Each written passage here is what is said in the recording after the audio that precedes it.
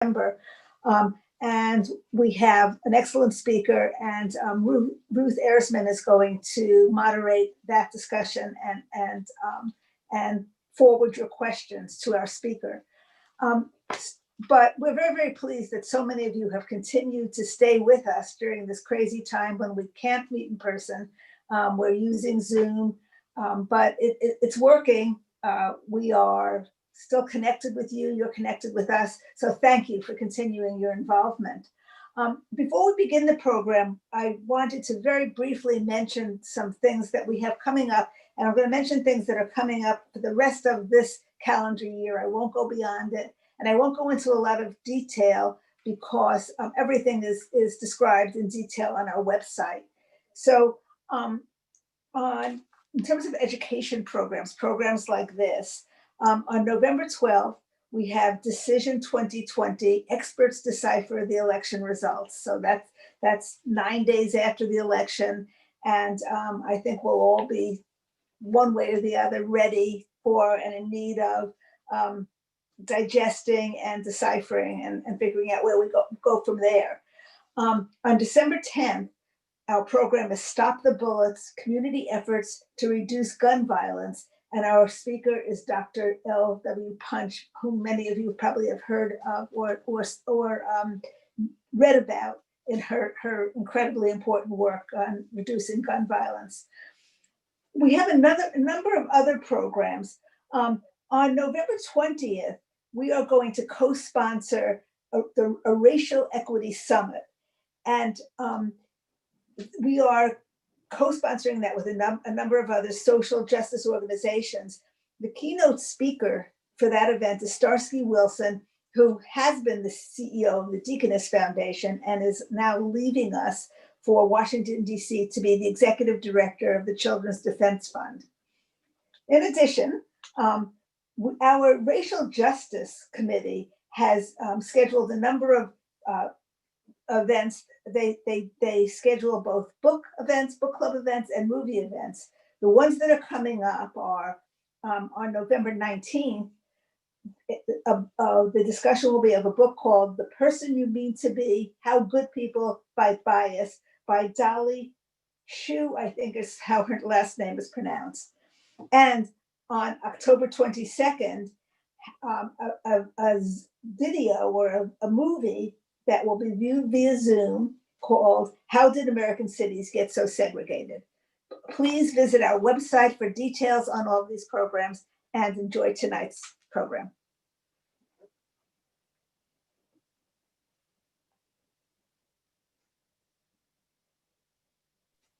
Thanks very much, Susan. Good evening, everybody. I'm Ruth Ersman with Susan. I'm co-president of Women's Voices Race for Social Justice.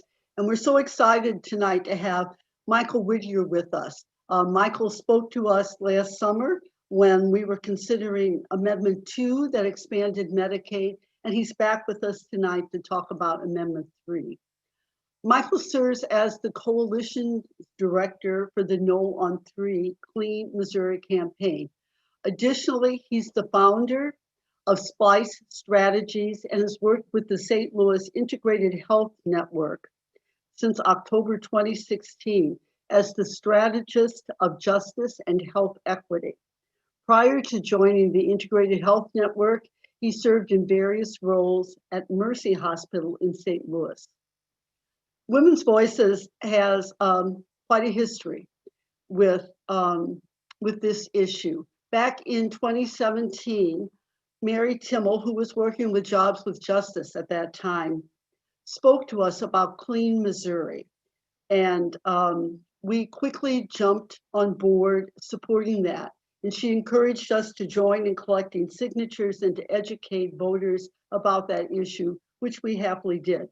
And when it passed in 2018, we celebrated that victory because Missouri voters overwhelmingly approved the amendment to the state constitution. But in May 2019, the state legislature passed SJR, Senate Joint Resolution 38, another constitutional amendment that reverses those voter-approved changes. Amendment 3 replaces good policy with a radical gerrymandering scheme to protect incumbent politicians in rigged, super safe districts where voters can't hold them accountable. So that's the bad news.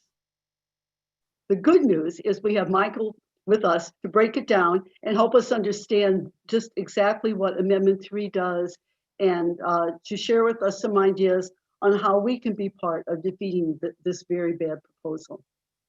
Women's Voices has officially, as an organization, opposed Amendment 3, and you can read our position paper on that on our website.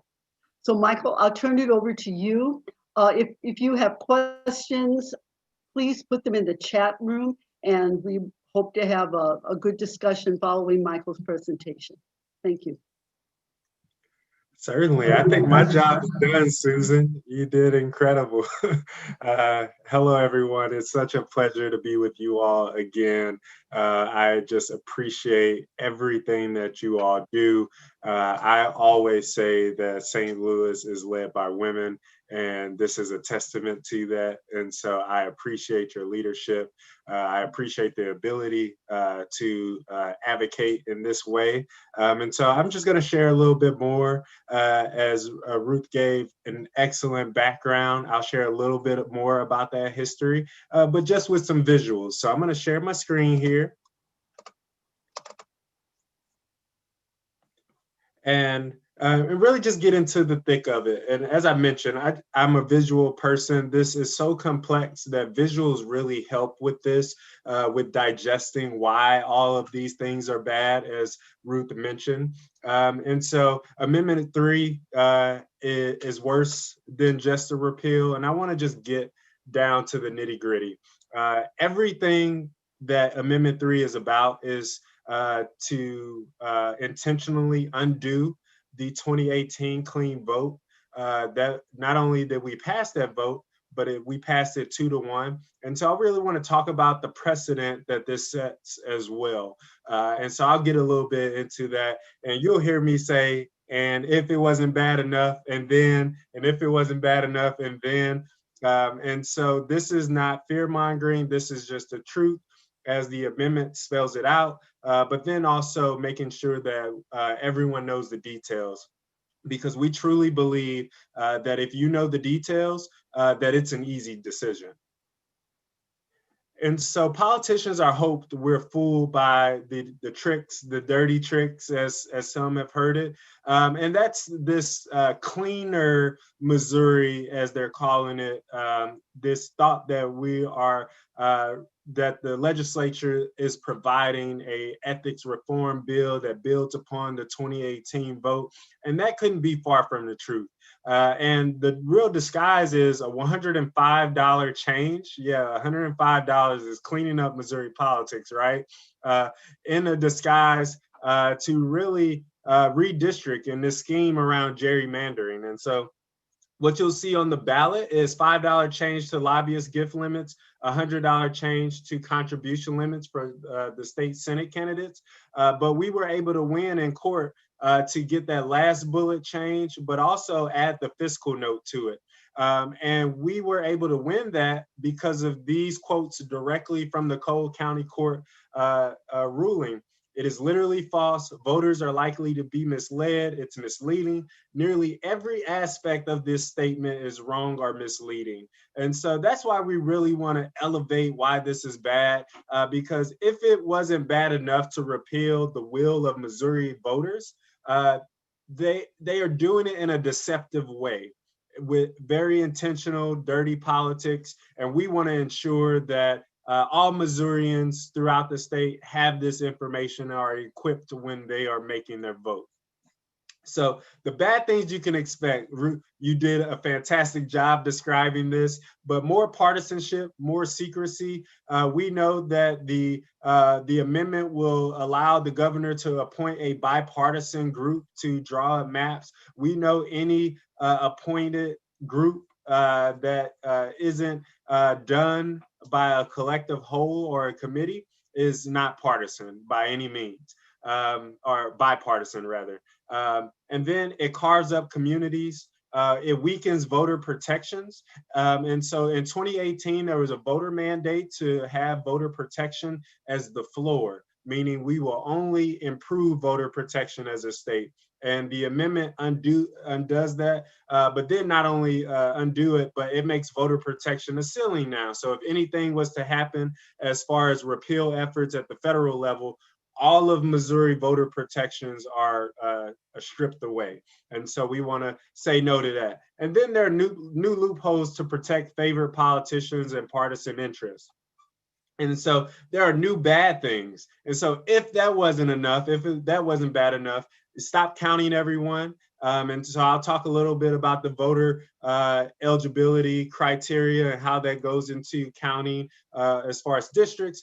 It makes for the formula one of the most extreme gerrymandering efforts in the US. But then if all of that wasn't bad enough, again, if all of that wasn't bad enough, there's barriers to even suing or blocking any illegal plans. And so I'm going to get through all of that with some visuals. I'll move fairly fast. If you put anything in a chat, I'll try to answer it as we're going along. But I want to make sure you all can get every ounce of the details because it is nuanced and a little tricky. And so what does it mean that Amendment 3 changes who counts in Missouri? And so I first want to start with this visual. Amendment 3, if passed, will make Missouri the only state in the country that doesn't count all of its residents. Again, the only state that wouldn't count all of its residents. So there's a national spotlight on us to really see what Missouri will do around gerrymandering, around this voter eligibility criteria for drawing up districts. And as I mentioned, voter eligibility. So what this does, you may have heard one count, one vote, one person, one count, whatever the case may be. What this does is when drawing up districts, the only people that will count in those districts are people that are eligible to vote. So those who are 17 and under or immigrant status will not be eligible to are counted when districts are drawn up. And I'll take it a step further. In my introduction, you may have heard I'm a strategist of justice and health equity. I work with the criminal justice system to improve access to care. And what we know is Missouri is one of the largest incarcerators in the country. And there are a lot of folks on parole who are ineligible to vote. Women's rate of incarceration is increasing and their return home is increasing as well. And so what we potentially see is entire households not represented in Jeff City under this model. And in addition to that, we know that children are not ineligible their entire lives. We have 17, 16, 15-year-olds that will be eligible to vote.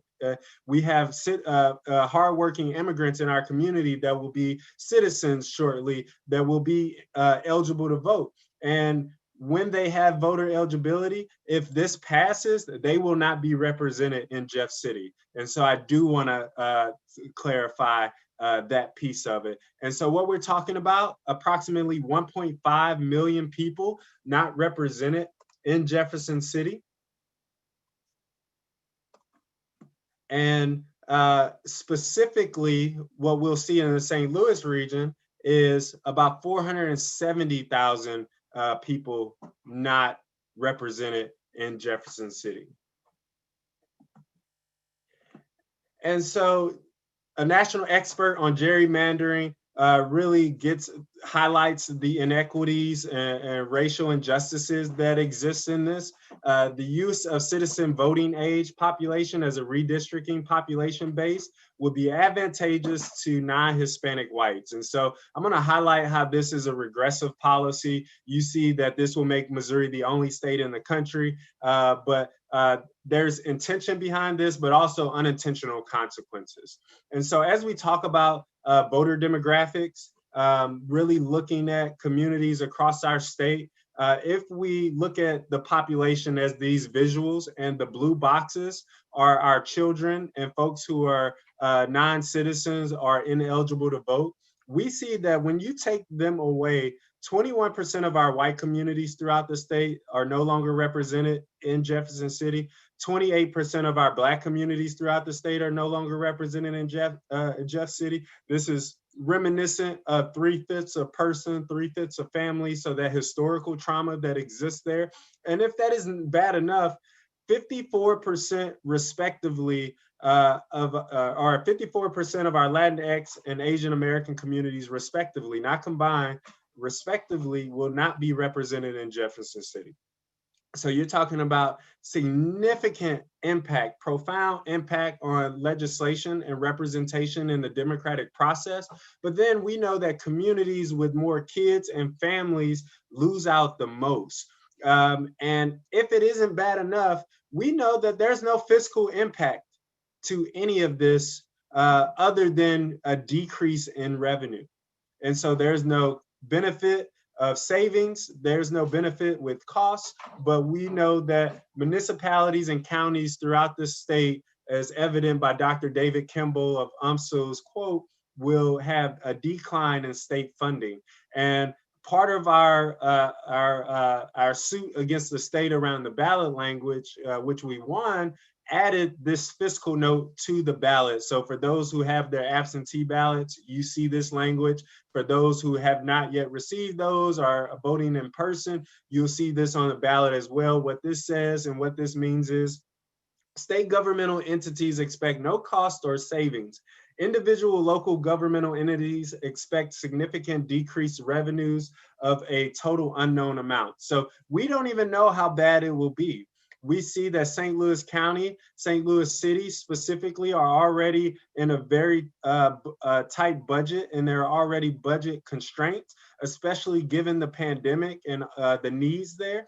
And so what impact does this have? You'll see decreased funding to our public health infrastructure, our public safety infrastructure, our school systems, all of these things that are really leaning on government funding, especially during this pandemic, we'll see decreased funding allocations to them. And so this is, again, why we're saying no. And I'm going to say that time and time again, this is why we're saying no. And so what is the formula? What is the fine print?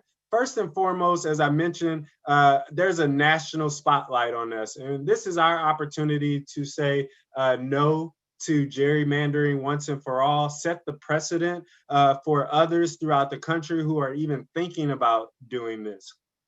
And so just to give you an illustration, what does a fair or a non-advantageous district look like? If this is a visual for voter approved rules, and when thinking about voter protection, really those who may be in a minority in a district, being able to have the opportunity to propose a candidate and then have that candidate have a fair shot in that district. Not only that, we know that there's other nuances in there, but wanting to really make sure that districts are competitive, districts are fair, and districts have the opportunity for new candidates. We've seen a competitive district in Congressional District 1 with this past primary, which is Cori Bush, upset an incumbent legislator whose family had that seat for quite some time. And that's what a fair district looks like. And if Amendment 3 passes, it opens the floodgates for secrecy, opens the floodgates for rigged maps, it opens the floodgates for super majorities in districts to really suffocate that district and have an unfair advantage to incumbent legislators. And so, as I mentioned, this really takes us back to a point in time, 40 years to be exact. And the specific point in time is Jim Crow South Mississippi. And so we talk about all the isms that show up in policies, whether intentional or unintentional. There's sexism that shows up here.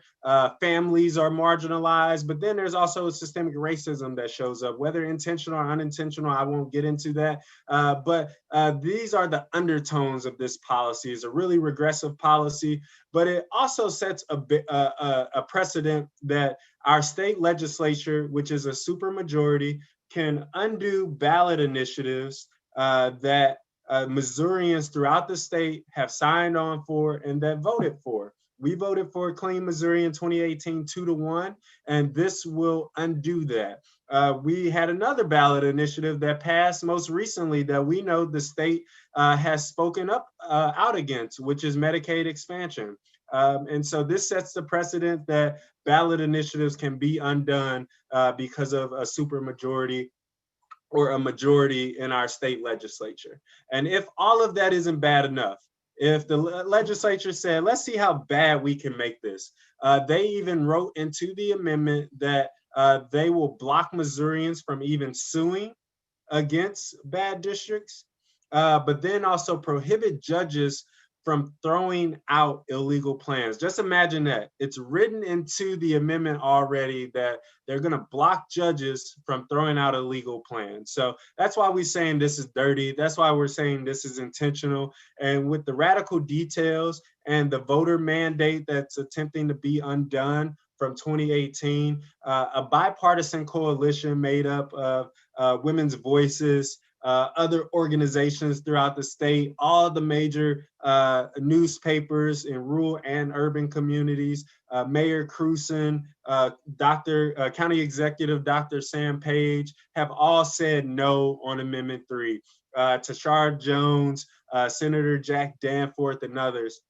And as you mentioned, Reverend Dr. Starsky Wilson, he's even said it. Amendment 3 weakens the power of Black and Brown communities in the democratic process. And Senator Jack Danforth said a redistricting scheme more extreme than Missouri has ever seen. I'll take it a step further. This is one of the most extreme that our country has ever seen. It's very intentional. There's very deliberate ambiguity and nuances in this. And so that's why we wanted to simplify it today. There are also infographics that I'll share in a follow-up email with Women Voices, so you can see it in plain language, so you can have it as you're talking to your loved ones, because we know relational organizing is so important. While I like to think I'm a great speaker, I know that you all are better advocates to your friends and your families than I could ever be. And so we want to equip you with that information. You can go to Facebook or Twitter or Instagram if you have those. But if you don't have any of that, I'm going to make sure you have some information at your disposal that you can forward along to your friends, family, loved ones, and your colleagues. I know that you all are a very diverse and robust organization. So although the Women Voices have endorsed, if you have an organization that you represent, a neighborhood coalition, whatever the case may be, you can still endorse. We want to continue to carry the momentum into November 3rd. We know that folks are voting right now. And so every opportunity to show the diversity in our coalition, the broad amount of organizations, over 300 plus throughout the state, who are saying no on 3, we want to be sure to do that, because if you just read that ballot language with no additional information, it looks good. It looks like, hey, we want to clean up politics, but we know the tricks are in the details, and we want to say no. There's opportunities to phone bank for those who want to volunteer. Phone bank, you can do that. Yard signs, all those things are available. I'll get more information there. We are advocating for poll watchers, folks to hand out palm cards at the early voting sites. So if you're interested in doing any of that, hanging out in front of our Board of Election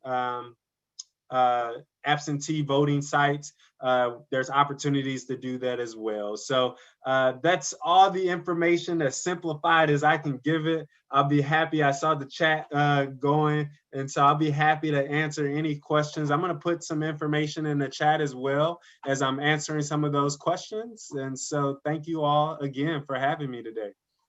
Well, thanks so much, Mike. That's an amazing amount of information. We're happy that we do have some questions in the chat. One of the questions was, Missouri is made up of some very urban areas and then very rural areas and not much in between. So the question was, how is the campaign going in rural Missouri? Do you have a sense of that? Yeah, and we actually have a long list of rural community organizations that have endorsed. We have Republican legislators like Senator Huff down in representing the Springfield, Joplin area, who has come out and endorsed. And so we're actually performing well there. I don't remember what the polling was earlier this week. I'm coming off of sickness, so I'm literally just getting my legs back under me, jumping into the thick of things. This is one of my first presentations, so I'm glad it's such an easy group. But we have been performing well. The concern is for those undecided voters, or maybe those less informed voters who may not research before they go to the polls, that they are not equipped with the necessary information. So our goal has been to get this information in front of as many Missourians as possible. Because like in 2018, we firmly believe that Missourians will vote in their best interest when given the opportunity. And this is no different. And so we don't believe Missourians will be tricked by the dirty politics, but we want to ensure that that doesn't happen. And so that's why we're making sure to do these presentations, but then also equip our coalition organizations with the necessary information to share across your networks. Mike, there was another follow-up question about polling. Do you have anything that you could share with us about recent polling? So the last time I checked, for Amendment 3 was at about 40%, which, if you know anything about polling with ballot initiatives, you want to be over 50% going into the last month. And so, as I mentioned, I've been about 5 days out of the loop, and so 5 days is an eternity on a campaign. And so I have some catching up to do, but I will get you a better answer or a more up-to-date answer because that information is a few weeks old. Okay, thank you. Nancy Nix had a question. Can you give some examples of things that are allocated on the basis of districts, just to help people understand the implication of that? Yeah, it's all, so you would think that funding is allocated per person, but it's really hard to count everyone individually, right? I.e. the census and everything that we're seeing that's going on with the census. And so individual municipalities are allocated money to run and help fund their local governments, their public systems. And so you take St. Louis City for an example. We pay taxes that go to the state. The state then uses that money, reallocate it back to fund our health department, human services, public safety, all these different things that are public infrastructure and road projects, forestry, all these things that really help our communities continue to go and thrive. And that's funded based on municipalities and districts. And so you see an entire district. I'm trying to think of one, a district with a bunch of different municipalities in it. I can't think of one specifically, but let's take just North County for an example, the 14th Senate District, which is a lot of St. Louis City into North County. North County specifically is set to lose out a lot. Take the Jennings School District, for example. The Jennings School District is set to lose 28% of its representation in Jefferson City. I point out Jennings specifically because Dr. Art McCoy has done a fantastic job with turning that district around. They are at, I think, nearly 98 roughly percent graduation rate after it being really low prior to him getting there. And so you see that if that district loses any money, that progress is then halted or it's made even more difficult to keep up because school districts, public services are already so limited as it is. And so that's the tricky part of all of this because it's not quite that simple. However, the fiscal note explains it broadly and as general as it gets. there's no benefit, there's no cost savings, there's only a projected funding or revenue loss to municipalities and counties throughout the state to a total unknown amount. So it's unfortunate, but I wish we had more to go off of. Michael, I want to just build on what you said. When you don't count kids, we know that Black and Latinx and Hispanic and Asian communities there's an inequitable impact on them because they tend to be families with more kids. So they would have less representation, but they're vulnerable communities, and my experience tells me that public policy makes the biggest difference in the lives of vulnerable kids and families. So it's very much a mismatch where you're taking voting power away from the vulnerable communities when they have the most to gain by being represented. Maybe that's helpful.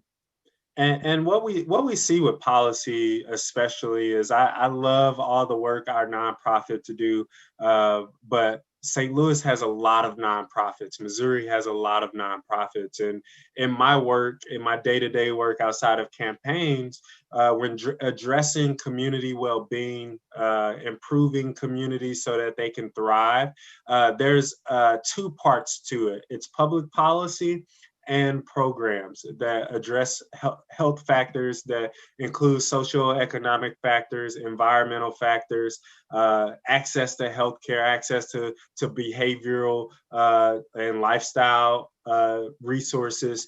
And St. Louis specifically, the nonprofits work with programming.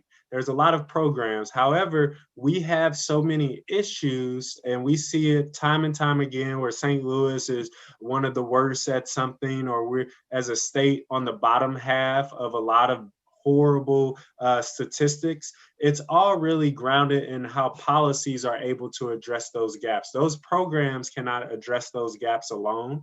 And it really takes pragmatic, tough, logical policies that really are well debated, that legislators think through all of the implications on communities throughout the state, not just their districts. It takes people who know and have insight and understanding of all of these communities throughout the state. And if you limit the ability to participate in that democratic process, as Ruth mentioned, it weakens the infrastructure in those communities. It weakens representation, and it makes it really hard. You take Boone County, for example, which is an interesting county. There are not a lot of minorities that live there. However, those communities should have the opportunity to put forward a candidate that represents them. And if that candidate offers something, then that candidate should be able to win. And so you see it in competitive districts all the time. Incumbent legislators really like Amendment 3 because it protects their seat or what they feel is theirs and what they worked for. But I'm a firm believer that those seats are not legislators. Those seats are ours. They represent our communities, and we should have say in who is representing us. And so we want to continue to be able to do that. That's part of the voter protection aspect of a lot of this. And so we want to continue to elevate that and say no on Amendment 3. So Michael, we have two linked questions. Whether there is any organized effort to pass Amendment 3. You had indicated in one of the slides that the idea of counting only voting age population is part of a national agenda. So can you comment on groups outside Missouri that are working on this? We're kind of a test case. Yeah, and honestly, I haven't been attuned to what's happening outside of the state. We know that there were several senators who were given this bill by some gerrymandering lawyers out of Kansas City. It was introduced and sponsored by several Republican senators, and it was opposed by many Republican and Democrats throughout the legislature. But when you have a supermajority, things tend to pass a little bit easier than they would with more competitive House and Senate. But one thing that we do know is that this is favorable to politicians, and there are a lot of political interests in this, whereas the opposition is really community-based organizations like Women's Voices, faith groups, newspaper outlets, leaders, whether they are left-leaning, right-leaning, whatever the case may be, that are saying no. And so we don't want to get into the partisan politics of this and what may come up out of it. We just want to make sure the will of Missourians is what stands, and we don't want to set a precedent that the legislature can come and undo things that we pass 2-1 in our state, especially with being deceptive and with blatant lies. You know, the other thing that we do know is because the legislature was recessed because of COVID, this issue was brought up again very late in the session and really didn't have the kind of vetting that an issue of this magnitude would usually have. And it was hastily passed with some of the people involved in it acknowledging verbally on the floor that there were problems that they needed to figure out. But nevertheless, they persisted and voted anyway, just because of the time. Certainly, and there was a question about the ads, and so we've been very selective about how we have really entered into the marketing space because there is so much going on. And so the first TV ad just went live, I believe, last week or 2 weeks ago. And so you'll see the link there. I've seen it a couple times on various networks. In addition to that, we'll have some more ads that'll be added to the various markets throughout the state. There's mailers coming out. There are newspaper ads that'll be dropping soon. And so we know that you don't want to be too early, but you don't want to be too late. It's a hard in between, especially in the midst of a pandemic. And so this is unprecedented. So there's a lot of things that we're kind of rolling with the punches and trying to figure out along the way. But that's why our coalitions are so valuable, because no matter how much content we put out there, we know that the best thing to do is for me to give this information to Ruth, and Ruth to tell as many people as she can, because as I mentioned, I like to think I'm a great presenter, but I know Ruth will do a better job with her friends, family, and loved ones that I could ever do. And so we want to continue to equip you. If you all have any questions, I put my contact information. Please feel free. That is my cell phone number. Shoot me a text, shoot me a call, say, hey, Michael, I don't understand this, or can you give me a visual to share with my loved ones and friends? I want to make sure you all have all of that.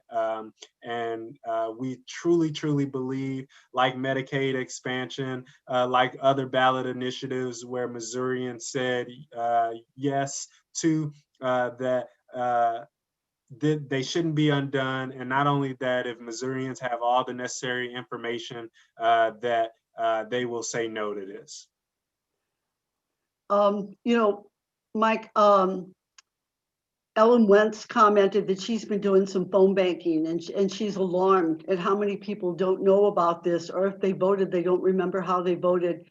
And I had a similar incident just at my church. One of my friends that helped me collect signatures on the Clean Initiative said, wow, Amendment 3 sounds like it builds on that. And I thought, oh my gosh, no, no, this is terrible. It doesn't build on it at all. It dismantles it. So I think, you know, this is a much more difficult issue than Medicaid expansion.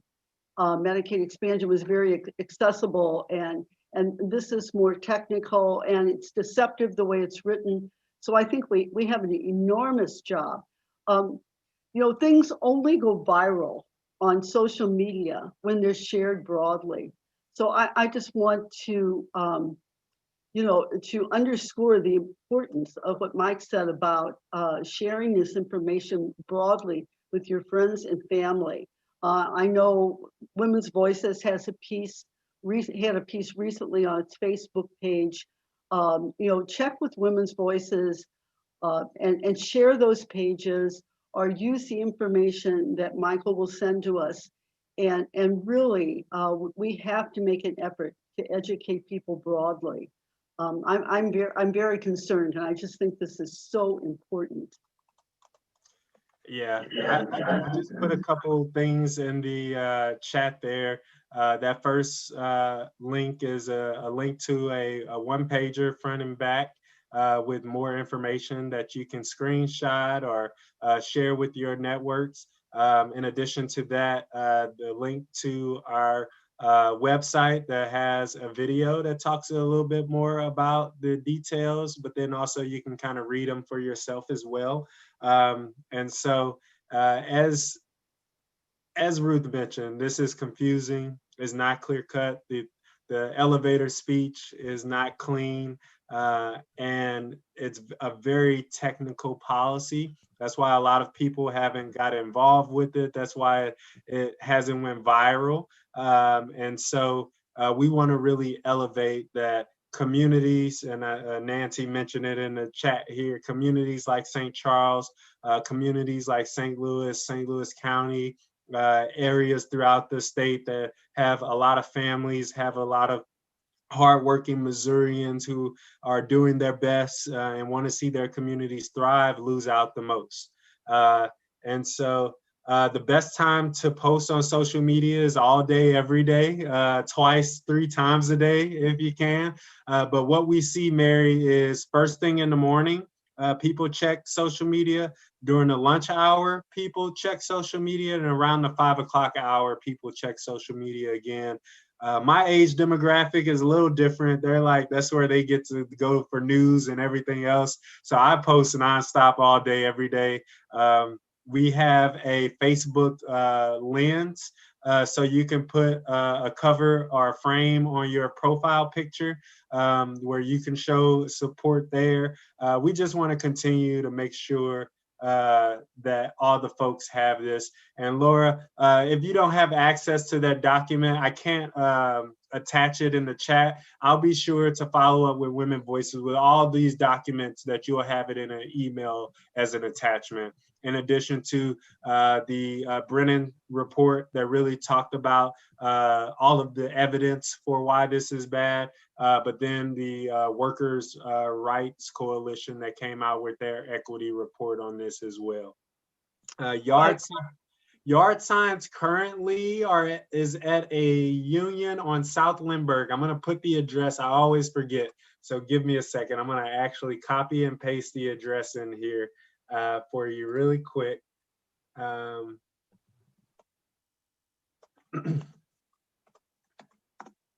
So there you go. It's at the Leuna Local 110 at 4532 South Lindbergh, 63127.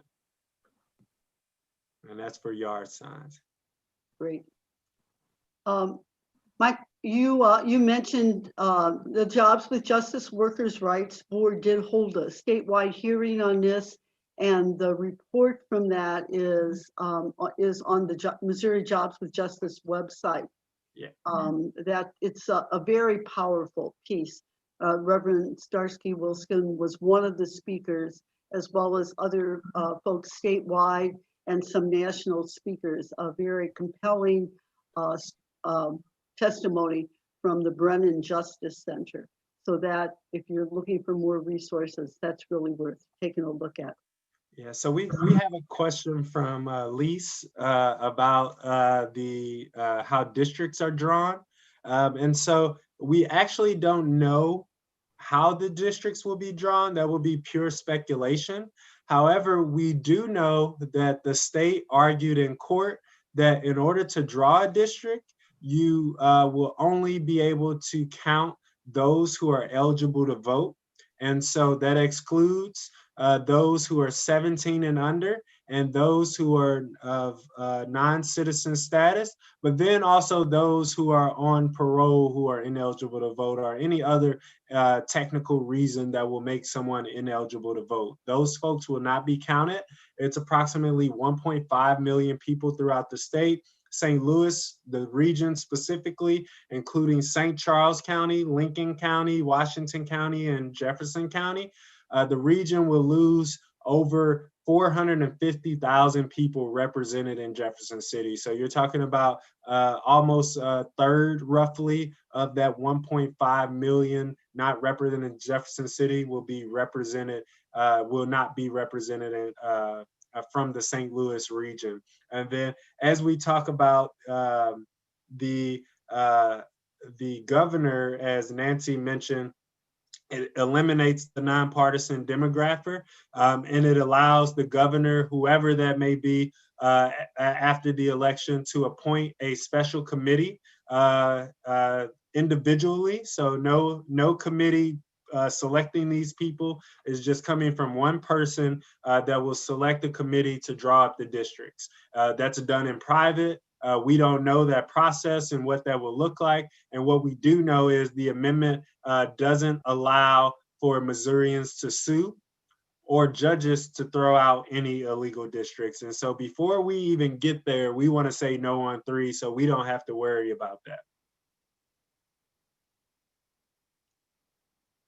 Well, thanks so much, Michael. I think that you've addressed all the questions in the chat box. We do have a short feedback survey for folks who are participating this evening. Laura just put that link in the chat room. If you could please do that. Again, please talk to your friends, share it on Facebook. If you've got time, volunteer to do some phone banking. We need to reach as many voters as we can before November 3rd. And thank you for all you do. I'm Karen. So you're going to share that one pager and the talking points with Laura so we can all have access to those? Yes, ma'am. You'll have all of that via attachment in an email. Ruth mentioned the workers' rights report. I'm gonna attach that. I'm gonna attach the Brennan report. I'm gonna even attach what Republican lawmakers are saying about no on 3 as well. And so you'll get a comprehensive outlook in a very organized way. In addition to that, I'll share a link with you all as an organization, the communication toolkit that the campaign is using. So you can post the same things that we're posting weekly before it even hits social media. And so as part of our coalition, you all have access to that. And so we want to make sure that you have that at your disposal. And so again, this is a people's campaign. We voted for this in 2018. These resources are yours as well as you're sharing across your networks. Great. Well, thank you, everybody. Have a great evening. Mike, thanks again. We're glad you're back on your feet after being ill and appreciate your being with us tonight. No, Okay, thank you all. All right, let's go do it, everybody.